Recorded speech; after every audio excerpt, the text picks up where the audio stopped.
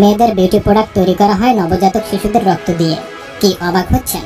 আজকের মুভিটার গল্প এরকমেরই, যেখানে মেয়েদের সুন্দরী হওয়া এবং তাদের চেহারা সারা জীবনের জন্য ধরে রাখার জন্য দরকার হয় নবজাতক শিশুদের। আবার এই ইলিগাল কাজগুলো করছিল সরকারি এক মন্ত্রী। তাহলে চলুন দেখে নেওয়া যাক কিভাবে বিউটি প্রোডাক্টগুলো তৈরি করা হয় এবং এই মাফিয়ারা কি শেষমেশ ধরা পড়ছিল। মুভির শুরুতে আমরা একটি ফরেন মেয়েকে দেখতে পাই। সে লেকে সাঁতার কাটছিল। সে সময় দুটি ছেলে তার ড্রিঙ্কসের ভেতরে ড্রাগস মিশিয়ে দেয়। তারপরে সে যখন সাঁতার শেষ করে এসে সেটি খায়, তখন তার মাথা হালকা ঘুরতে থাকে। ওই ছেলে দুটো তাকে জোর করে তার রুমের মধ্যে নিয়ে যায়। তখন তারা দেখতে পায় যে তার শরীর অদ্ভুত রকমের হয়ে যাচ্ছিল। তারা ভয় পেয়ে সেখান থেকে পালিয়ে যায়। যখন এই বিষয়টি ইনভেস্টিগেশন করা হয়, তখন দেখা যায় যে দুইটা ড্রাগস একসাথে নেওয়ার ফলে এরকম একটা হয়েছে। একটি ড্রাগস ইনভেস্টিগেশন করে পাওয়া গিয়েছিল, কিন্তু অন্য ড্রাগসটি কি সেটা খুঁজে এখনো পাওয়া যায়নি। তারপরে সিনে আমরা দেখতে পাই ইয়াসুদা নামের একটি মেয়েকে তার বোনের চিকিৎসা করার জন্য টাকার প্রয়োজন। সেই জন্য ইয়াসুদা সারোগেট মাদার হয়ে যায়। এটার মানে হলো টেস্ট টিউবের মাধ্যমে বাচ্চার জন্ম দেওয়া। যে তাকে এই বাচ্চা জন্ম দেওয়ার জন্য টাকা দিয়েছে তাকে দিয়ে দিতে হবে। তার কিছুদিন পর একজন লোক ইয়াসুদাকে টাকা দেওয়ার জন্য তার কাছে আসে। ইয়াসুদা সেই টাকাগুলো অন্য একটি মেয়েকে রাখতে দেয়। সে চলে যায় ওই লোকটির সাথে।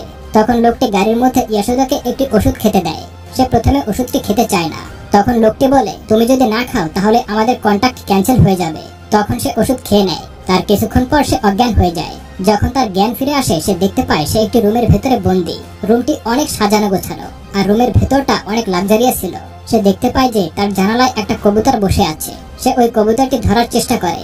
ওই জায়গায় তখন একটি মেয়ে চলে আসে, যার নাম মধু। সে তাকে বলে, তুমি এই কবুতরকে ধরতে পারবে না। সে তাকে আরো বলে, এই জায়গায় তুমি সবকিছু পেয়ে যাবে। তোমার যদি কোনো কিছুর প্রয়োজন হয় তাহলে তুমি এই রিমোটের বাটন প্রেস করবে, আর তখন কেউ না কেউ আসবে তোমাকে সাহায্য করার জন্য।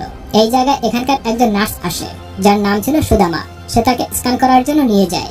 যখন তার স্ক্যান করানো হচ্ছিল, তখন সে ডাক্তার গৌতমের সাথে কিছু কথা বলে।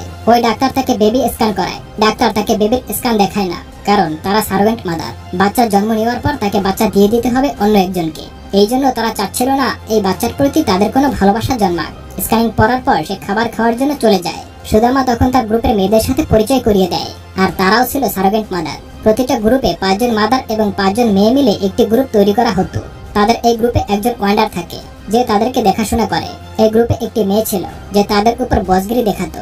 সে ইয়াসুদাকে বলে, তুমি জোন 2 এ যাবে এবং আমার জন্য সিগারেট নিয়ে আসবে। জোন 2 এ মেয়েদের যাওয়া নিষেধ ছিল, কিন্তু ইয়াসুদা সেখানে আসে। তখন তাকে একজন গার্ড দেখে ফেলে। গার্ড যখন ইয়াসুদাকে ধরবে, তখনই গৌতম সেখানে চলে আসে। সে গার্ডকে বলে, তুমি যাও, আমি দেখছি। সে ইয়াসুদাকে ওখান থেকে বাঁচিয়ে নেয়। অন্যদিকে দেখা যায় পুলিশ এই কেসটি নিয়ে তদন্ত করছিল। তার একটি ফ্যানেস ক্রিম এর ব্যাপারে জানতে পারে। তখন পুলিশ ওই কোম্পানির চেয়ারম্যানের সাথে দেখা করতে যায়। ওই চেয়ারম্যান তাকে কোনো প্রকার তথ্য দেয় না। এই চেয়ারম্যানের নাম হলো সোনু। সে মন্ত্রীর ছেলে ছিল। পুলিশ যখন তদন্ত করছিল, তখন একটা ভিডিও পায়, যেটা ইগর নামের একটা লোকের ছিল। এদিকে ইয়াসুদা তাদের জন্য সিগারেট এনেছিল। ইয়াসুদা ওই মেয়েটিকে দেয়। এতে করে তাদের মধ্যে একটা বন্ধুত্ব তৈরি হয়ে যায়। এমন সময় সুদামা এসে তাকে বলে, আমি আমার ল্যাপটপ খুঁজে পাচ্ছি না। ল্যাপটপ ছাড়া আমি কোনো প্রকার কাজই করতে পারছি না। আমার সমস্ত কাজ ল্যাপটপেই রয়েছে। তখন সুদামা বলে, আমি জানি না। সুদামা তার ডেস্কে চলে আসে এবং সব জায়গায় ল্যাপটপ খুঁজতে থাকে। আর তখন ইয়াসুদা তার কাছে গিয়ে মাথা ব্যথার বাম চায়। সুদামা তাকে মাথা ব্যথার বাম দিতে গেলে এই সুযোগে ইয়াসুদা ওই ট্যাপটি তার ফাইলের ভিতরে ঢুকিয়ে রাখে।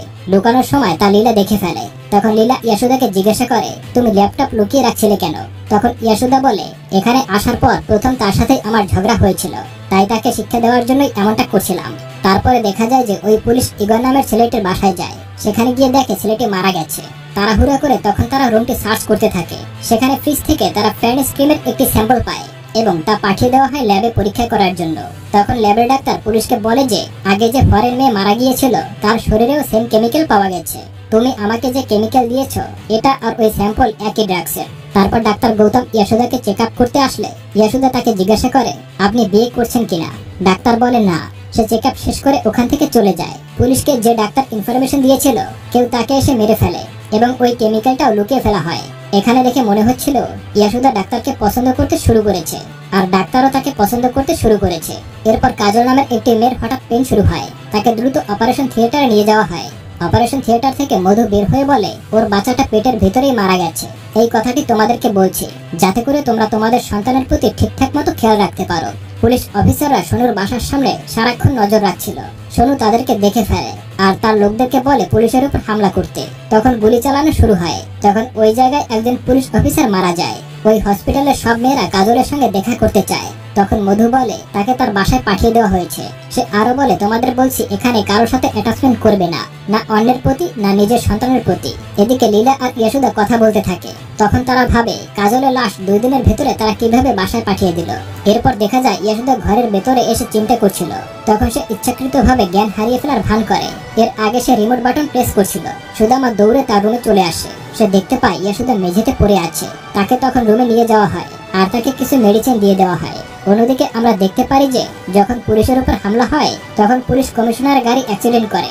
তাকে দেখার জন্য বাকি পুলিশ সদস্যরা হসপিটালে এসে পৌঁছায়। সে তাদেরকে ইনফরমেশন দেয় যে বিদেশি মডেল মারা গেল সে প্রতি 6 মাস পর পর আমাদের দেশে এসে ভিজিট করত, তবে 3 দিনের বেশি থাকতো না। এই একইভাবে 122 জন মডেল বিভিন্ন দেশ থেকে আমাদের দেশে এসে ভিজিট করছে। এদের মধ্যে একটা বিষয় সিমিলার, তা হলো তারা খুব ধনী পরিবারের মেয়ে। কমিশনার তাদেরকে আরো বলেন একজন ইটালিয়ান মেয়ে আছে যার নাম এলিনা। জানা গেছে তার আসার সময় হয়ে গেছে আর এই কেসটি সিবিআই আমাদের হাতে হ্যান্ডেল করেছে। তখন পুলিশ মেয়েটিকে ফলো করার জন্য এয়ারপোর্টে চলে যায়। এদিকে হাসপাতালে নার্স চলে যাওয়ার পর ইয়াসুদা বাইরে এসে বের হওয়ার রাস্তা খুঁজছিল। ডাক্তার গৌতম তখন তাকে ডাক দেয়। সে আবারও জ্ঞান হারানোর ভান করে তার গায়ে পড়ে যায়। তখন গৌতম মধুকে বলে ওর মাথা ঘুরছে। তার চোখে কালো কাপড় পরিয়ে নিয়ে আসা হয় তার রুমে। পুলিশ যখন ওই বিদেশি মেয়েটির পিছু করছিল তখন মেয়েটি তার ভাড়া করা গাড়ি থেকে নেমে অন্য একটি গাড়িতে করে চলে যেতে থাকে। গাড়িতে ঢুকে সে গাড়িতে থাকা লোকটির সাথে হাইফাইভ করছিল আর ওই লোকটির হাতে একটি ঘড়ি পরা ছিল। এদিকে নীলা আর ইয়াসুদা কথা বলছিল। এখানে সব মায়েদের সবকিছুই আছে কিন্তু শান্তি নেই। তখন একটি মেয়ে সে নীলাকে নিয়ে যায়। এরপর ইয়াসুদা আবারও ওই কবুতরকে ধরার চেষ্টা করে কিন্তু সে ধরতে পারছিল না। সেজন্য জানালাটা সে ভেঙে ফেলে। সে যখন ওই কবুতরটাকে ধরে তখন সে দেখতে পায় যে ওটা আসলে কোনো কবুতর ছিল না। সে বুঝতে পারে এখানে সবকিছু আর্টিফিশিয়াল। কবুতরের আওয়াজ, প্রাকৃতিক দৃশ্য সবকিছু ছিল মনিটরে। তাই সে মনিটরটি ভেঙে ফেলে। ওই সময় ওখানে সুদামা চলে আসে এবং তাকে কিছু মেডিসিন খেতে দেয়। তখন একটি মেয়ে এসে সুদামাকে বলে লীলার লিভার পেইন শুরু হয়ে গেছে, তাই তাকে অপারেশন থিয়েটারে নিয়ে যাওয়া হয়। পুলিশরাও গাড়ির পেছন করতে করতে জঙ্গলের ভেতর ঢুকে পড়ে। তারপর তারা আর গাড়িটি খুঁজে পায় না। তখন তাদের গাড়িটি গরুর পাল দিয়ে ঘিরে ফেলা হয়। পালের মালিক তাদেরকে একটি রাস্তা দেখায়। ইয়াসুদা যখন গৌতমের শরীরে ভান করে পড়ছিল তখন তার থেকে একটি কার্ড নিয়ে নেয় যেটার মাধ্যমে ওই রুমটি খোলা যেত। তারপর সে তার রুম থেকে বের হয়ে জোন 2 এ চলে যায়। তখন তার সাথে ওই মেয়েটির দেখা হয় যে মধুর গ্রুপের একজন ছিল। তারপর তাদের দুজনের মধ্যে খুব মারামারি হয়। মারামারি করতে করতে এক পর্যায়ে ইয়াসুদা ওই মেয়েটিকে ধাক্কা দেয়। সে পড়ে গিয়ে তার গলায় একটি কাচের টুকরো ঢুকে যায় এবং ওই মেয়েটি ওখানেই মারা যায়। তখন সে দৌড়ে চলে আসে। গার্ড তখন দেখতে পায় রুমটা খোলা। মধুয়া ক্যামেরাতে সব দেখে ফেলে এবং সে দেখে বুঝতে পারে ইয়াসুদা এখানে এসেছে ইনভেস্টিগেশন করার জন্য। এরপর ইয়াসুদা একটা রুমের ভেতরে যায়। সেখানে সে অনেক মেয়ের লাশ দেখতে পায়। সেই লাশের মধ্যে সে কাজল ও লীলার লাশও দেখতে পায় এবং সে কান্নায় ভেঙে পড়ে। ওই গরুর পালের মালিক পুলিশগুলোকে ধরে একটি জায়গায় নিয়ে যায়। তাদের ফোন ও গান সবকিছু কেড়ে নিয়ে তাদেরকে বন্দি করে রাখে। গার্ড ইয়াসুদাকে খুঁজতে খুঁজতে ওই রুমের ভিতরে আসে। ইয়াসুদা সেটা বুঝতে পেরে গার্ডের থেকে পালিয়ে অন্য একটি রুমে চলে আসে। সেই রুমে ঢুকে সে কিছু বক্স দেখতে পায়। এরপর ইয়াসুদা অপটিক্যাল গ্লাস পরে নেয়। তারপরে লীলার নাম্বার যে বক্সে ছিল সেই বক্সের কাছে যায় আর তখন সে দেখতে পায় সেখানে ছোট্ট একটি বাচ্চা কাঁচের গ্লাসের মধ্যে বন্দী হয়ে আছে। সেটা দেখে সে ভয় পেয়ে যায় আর পিছনে সরে আসে। তখন তার শরীরে কিছু একটা লেগে একটা বাটন চালু হয়ে যায় আর সেখানে সব বক্সগুলো জ্বলে ওঠে। তখন সে দেখতে পায় ওই বাচ্চাটার মতো ওখানে সব বক্সের মধ্যে আরো অনেকগুলো বাচ্চা আছে, তারা সবাই বন্দী। তারপরে গার্ড তাকে ধরে ফেলে এবং সেখান থেকে নিয়ে যায়। তারপর ইয়াসুদা সে বাঁধন খুলে ফেলে। তারপর ইয়াসুদা ও গার্ডের মধ্যে অনেক মারামারি হয়। ইয়াসুদা গার্ডকে বেল দিয়ে গলা টিপে মেরে ফেলে। ইয়াসুদা ক্যামেরায় দেখতে পায় যে মধু যখন তার রুম থেকে বের হয় তখন ওই রুমের পাসওয়ার্ড সে দেখে ফেলে। মধু বাহিরে যাওয়ার পর ইয়াসুদা ওই রুমের ভিতরে যায় কম্পিউটার আর সমস্ত ফাইল দেখতে। তখন মধু অন্য রুম থেকে বলে তুমি ওই মেয়েটাকেও মেরে ফেলেছো আর গার্ডকেও মেরে ফেলেছো। তোমার কি জানার দরকার ছিল? তুমি আমাকে জিজ্ঞাসা করলেই পারতে, আমি তোমাকে সব বলে দিতাম। এই কথা বলতে বলতে সে তার কাছে আসতে থাকে। ঠিক তখন ইয়াসুদা মধুর গলায় সার্জিক্যাল ব্লেড ধরে। তখন সেখানে গৌতম চলে আসে। সে ইয়াসুদাকে বলতে থাকে তুমি ওকে মেরে ফেলো, তোমার মতো আমিও এখানে এসে ফেসে গেছি। মধু খুবই খারাপ, ওকে মেরে ফেলো। এই কথা বলতে বলতে ইয়াসুদাকে সে ফাঁদে ফেলে আর তার কাছ থেকে ব্লেড নিয়ে নেয়। সে মধুকে ছাড়িয়ে ওই ব্লেড ইয়াসুদার গলায় ধরে। তারপর তারা বলে যে তারা দুইজনেই এখানে জড়িত। এরপর আমরা জানতে পারি যে তারা কিভাবে ইয়াসুদাকে ফাঁদে ফেলছিল। ইয়াসুদাকে বলতে থাকে তারা কিভাবে এটা শুরু করছিল। আমরা দেখতে পাই মধু আসলে মিডল ক্লাস ফ্যামিলি থেকে এখানে এসেছে। তার সৌন্দর্য নিয়ে তার অনেক অহংকার ছিল এবং সে খুব লোভী ছিল। গৌতম তাকে প্রপোজ করে কিন্তু সে তাকে রিজেক্ট করে দেয়। সে গৌতমকে বলে তুমি তোমার চেহারা দেখেছো? কিন্তু গৌতম খুব জিনিয়াস একটা স্টুডেন্ট ছিল, কিন্তু মধুর তো অনেক লোভ, তার বড়লোক হওয়ার স্বপ্ন ছিল। এদিকে সেন্ট্রাল মিনিস্টার মধুকে প্রপোজ করে আর মধু টাকার লোভে তাকে বিয়ে করে নেয়। বিয়ে হওয়ার পর মধু প্রেগনেন্ট হয়ে যায় একদিন সকালে ঘুম থেকে উঠে সে যখন আয়নার সামনে নিজেকে দেখতে পায়, তার চেহারা বয়স্ক মেয়েদের মতো মনে হচ্ছে। তখন সে ডাক্তারের কাছে যায়। ডাক্তার তাকে বলে যে তোমার যে রোগ হয়েছে সেই রোগের কারণে তুমি কিছুদিনের মধ্যেই 60 বছরের বয়স্কদের মতো হয়ে যাবে। মধু ডাক্তারকে বলে আমার চিকিৎসা করেন, যত টাকা লাগে আমি দিব। ডাক্তার তাকে বলে এই রোগের চিকিৎসা এখনো পৃথিবীতে বের হয়নি। তার চেহারা বয়স্ক মেয়েদের মতো হওয়ার কারণে সে আত্মহত্যা করার চেষ্টা করে, কিন্তু তখন তাকে হাসপাতালে নিয়ে আসা হয় এবং সে বেঁচে যায়। আর সে জানতে পারে যে মিনিস্টার তাকে ছেড়ে দিবে। এই কথা শোনার পর সে অনেক কষ্ট পায়। তখন মধুকে দেখার জন্য গৌতম সেখানে আসে। মধু গৌতমকে বলে যে আমার এই অবস্থা দেখে মজা নিতে এসেছো। গৌতম মধুকে বলে আমি তোমার চেহারা আগের মতো ঠিক করে দিতে পারবো, তবে একটা শর্ত আছে, চেহারা আগের মতো হয়ে যাওয়ার পর তুমি সারা জীবন আমার হয়ে থাকবে। এই কথা শুনে মধু রাজি হয়ে যায়। গৌতম মধুকে তার সঙ্গে নিয়ে যায়। দিনরাত রিসার্চ করে তার চেহারা আগের মতো করে দেয়। কিন্তু গৌতম যখন মধুর কাছে যায় তখন সেখানে মিনিস্টার চলে আসে। তখন মধু তাকে বলে আসতে এত সময় লাগিয়েছো, আর একটু দেরি হয়ে গেলে ও আমার সাথে সংসার করা শুরু করে দিত। মধু গৌতমকে বলে যে সরি গৌতম, আমার কাছে টাকার মূল্য অনেক বেশি। তখন গৌতমের সাথে মিনিস্টারের লোক অনেক মারামারি হয়।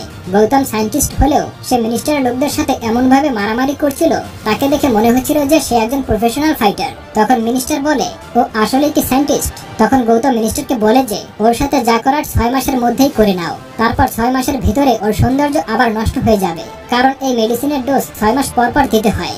আর যদি এটা না দেওয়া হয় তাহলে সে আগের মতো হয়ে যাবে। সে মধুকে বলে তুমি সবকিছু না জেনে খুব তাড়াতাড়ি সিদ্ধান্ত নিয়ে নিয়েছো।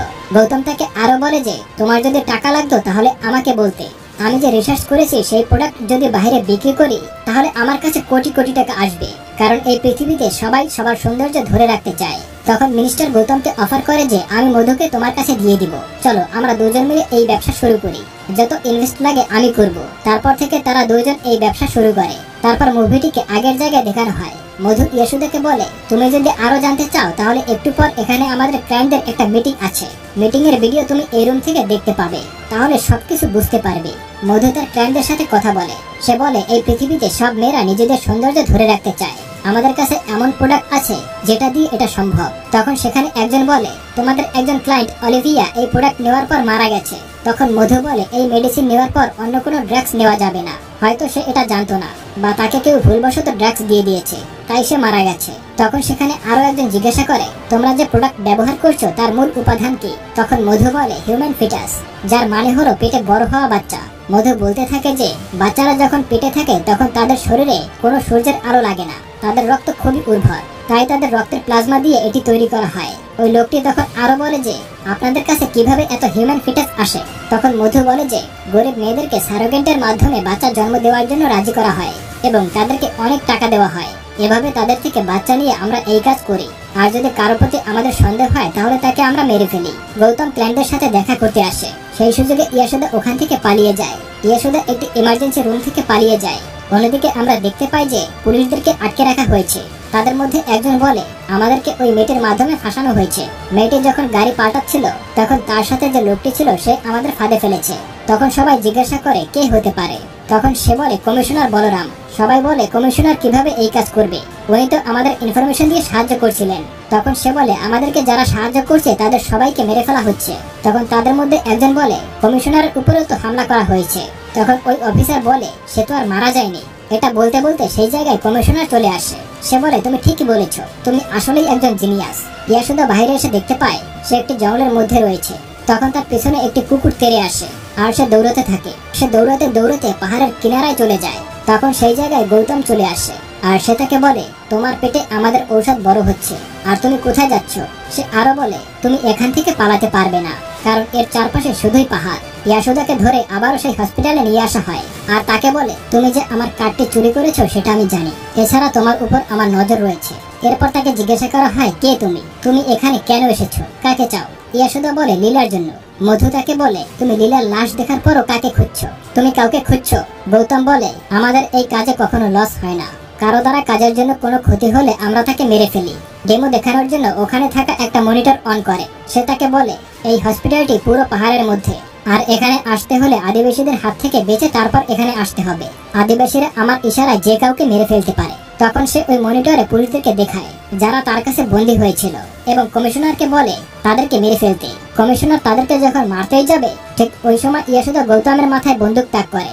ইয়াসুদা বলে স্যার এই কাজের মূল কারিগর হলো গৌতম। গৌতম তাকে বলে, পুলিশদেরকে দেখে তোমার সাহস বেড়ে গেছে তাই না? তখন ওই অফিসার বলে, ইয়াসুদা নিজেই একজন পুলিশ। এরপর আমরা দেখতে পাই মুভিটির প্রথমে ইয়াসুদা পুলিশ হওয়ার জন্য ট্রেনিং করছিল। যখন সে পুরোপুরি ভাবে পুলিশ হবে সেজন্য তার কাছে 20 লাখ টাকা ঘুষ চাইছে এবং তাকে অবৈধ কাজের অফার দেওয়া হয়। তখন সে তার সব কথা ওই অফিসারকে জানায়। তখন তার পেছন থেকে তার বোন বিন্দা এসব শুনে নেয়। পরদিন বিন্দাকে খুঁজে পাওয়া যাচ্ছিল না, কিন্তু দেখা যায় একটি ব্যাগ এবং একটি চিরকুট তার জন্য রেখে গিয়েছে বিন্দা, যেখানে লেখা ছিল এই ব্যাগে 20 লাখ টাকা আছে আর তুমি পুলিশ অফিসার হয়ে যাও। চিরকুট পাওয়ার পর ওই পুলিশ অফিসার এবং ইয়াসুদা তার বোনকে খুঁজতে থাকে। তখন তারা জানতে পারে তার বোনের সাথে একজন নার্সের খুব ভালো সম্পর্ক ছিল আর বিন্দা 5 বছরে 5টি সন্তান জন্ম দেওয়ার কন্ট্যাক্ট নিয়েছে। ওই নার্স বলে, আমি এর থেকে বেশি কিছু জানি না, আমাদের দায়িত্ব এইটুকুই থাকে, গরিব মেয়েদেরকে সারোগেট মাদার হিসেবে রাজি করানো এবং এতে আমাদেরকে 20,000 করে টাকা দেওয়া হয়। আমার মতো অনেক ডাক্তার এবং নার্স এই কাজে জড়িত। তারপর তারা অফিসে চলে আসে। এখানে তারা আলোচনা করছিল যে ভেতরে শুধুমাত্র একটি মেয়ে যেতে পারবে, কিন্তু এখানে সবথেকে বড় বিষয় হচ্ছে সারোগেট মাদার হিসেবে কে যাবে। ইয়াসুদা বলে, আমি যাব। তখন ওই অফিসার বলে, তুমি আমাদের ডিপার্টমেন্টে এখনো জয়েন্ট হওনি, আমাদের থেকে তুমি কোনো সাহায্য পাবে না। কিন্তু ইয়াসুদা ওই অফিসারকে কনভিন্স করে ফেলে আর সে এখানে সারোগেট মাদার হওয়ার জন্য চলে আসে। ইয়াসুদা বলে, আমি এখানে আসার পর কাজ শুরু করে দিয়েছিলাম, শুধুমাত্র ট্যাপ চুরি করে দেখে নিয়েছিলাম এখানে কে কি কাজ করে, কোথায় কোথায় ক্যামেরা আছে, আর আমি আমার টিমের সাহায্যে এখানকার আয়নায় একটা পুরো ম্যাপ তৈরি করে নিয়েছিলাম। শুধু তোমরাই আমার উপর নজর রাখছিলে না, আমিও তোমাদের উপর নজর রাখছিলাম। গৌতম তার ঘড়ি থেকে জঙ্গলে লুকিয়ে থাকা মানুষদেরকে সিগন্যাল দেয় এবং তারা সেখানে হামলা শুরু করে দেয়। এদিকে হাসপাতালের ভিতরে মারামারি শুরু হয়। সেখানে ইয়াসুদা সবাইকে শক্ত হাতে ঘায়েল করে আর জঙ্গলেও পুলিশ সবাইকে মেরে ফেলে। সবার শেষে পুলিশ কমিশনারকে মেরে ফেলা হয়। ইয়াসুদা সব মেয়েদেরকে নিয়ে বাইরে চলে আসে। সে দেখে মধু ওখান থেকে পালিয়ে যাচ্ছিল। তখন সে হেলিকপ্টারের পাখায় গুলি করে আর মধুকে কাছে আসতে বলে। মধু এসে মিষ্টি মিষ্টি কথা বলতে শুরু করে। সে বলে, আমি তোমাদের উপকার করছিলাম আর এখানে সব মেয়েদেরকে আমি যত্ন নিয়েছি। ইয়াসুদা বলে যে একজন মায়ের কষ্ট কখনোই তুমি বুঝবে না, তোমার বাচ্চার সাথে যদি এমনটা করা হতো তাহলে তোমার কেমন লাগতো। মধু এখানে বলে, আমার যে রূপ দেখছো তা আমার বাচ্চার থেকে এসেছে। গৌতম যখন হিউম্যান ফিটাস থেকে স্যাম্পল কালেকশন করছিল তখন আমি 6 মাসের গর্ভবতী ছিলাম, তাকে আমি আমার বাচ্চাটা দিয়ে দেই। ওই সময় ওখানে সব মেয়েরা বলে ওঠে, তুমি মা না, তুমি একজন ডাইনি, আর মধুকে ধাক্কা দিয়ে পাহাড় থেকে নিচে ফেলে দেয় আর সে পাহাড়ের সাথে ধাক্কা খেয়ে মারা যায়। এর কিছুক্ষণ পর দেখা যায় পুলিশ অফিসার ইয়াসুদার বোনকে নিয়ে আসে। তখন ওর বোনের ডেলিভারি পেন শুরু হয়ে যায় আর ডাক্তার আসতে অনেক সময় লাগবে। তখন সুদামা বলে, আমি ডেলিভারি করে দিচ্ছি, আমি ওদের মতো কাজ ঠিকই করতাম, কিন্তু আমি ওদের মতো অমানবিক না। তখন তার বোনের ডেলিভারি করানো হয় এবং বাচ্চাটিকে এনে ইয়াসুদার কোলে দেওয়া হয়। অন্যদিকে দেখা যায় গৌতম পালিয়ে যাচ্ছিল। ঠিক তখনই পুলিশ অফিসার তাকে গ্রেপ্তার করে আর তার লাগেজ থেকে ওই মেডিসিনের ফর্মুলাগুলো নিয়ে নেয়। মিনিস্টার গিয়েছিল একটি অনুষ্ঠানে, তখন তাকে মেইল করে গ্রেফতারি পরোয়ানা জারি করা হয় এবং তখন তাকে গ্রেপ্তার করানো হয়। তো বন্ধুরা, আজকের এই গল্পটি আপনাদের কেমন লেগেছে অবশ্যই কমেন্ট করবেন। আপনাদের কমেন্ট আমাকে ভিডিও বানাতে উৎসাহিত করে। তো এতক্ষণ আমার ভিডিওটি দেখার জন্য অসংখ্য ধন্যবাদ।